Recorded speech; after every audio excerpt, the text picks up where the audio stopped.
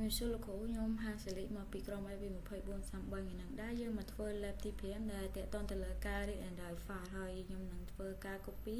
ពី file មួយទៅកាន់ file មួយឧទាហរណ៍ឥឡូវយើងមក ls មើល file នៅក្នុងនឹងសិនមានអ្វីខ្លះអញ្ចឹងនៅក្នុងនោះមាន file AV24 a រហូតដល់ AV24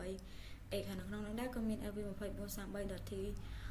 .text នៅក្នុងនឹងដែរខ្ញុំនឹងធ្វើការ copy file ពី AV24 text ហ្នឹងចូលទៅកាន់ AV24 a និង b c ហើយនិង d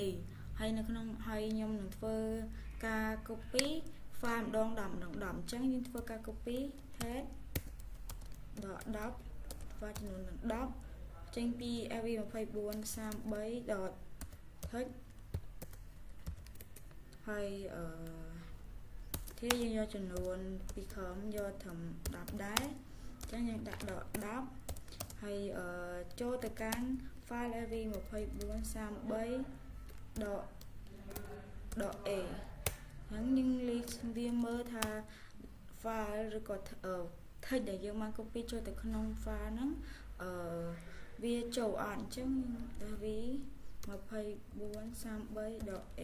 អញ្ចឹងវាចូលពី file មួយដល់ file ដល់ពី text មួយដល់ text 10អញ្ចឹងយើងធ្វើការជិះជួនដើម្បីបិទវាមកហើយយើងធ្វើការ copy វាម្ដងទៀតទៅលើ file ពីចំនួន11ដល់20ចូលទៅក្នុង AV24 b ម្ដងអញ្ចឹងយើងដាក់ដក20ចំនួន20ពី11ដល់20ពី file AV24 text ហើយចូលទៅយកធំ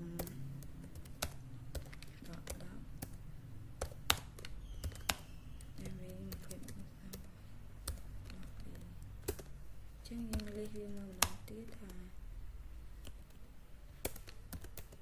អូខេអ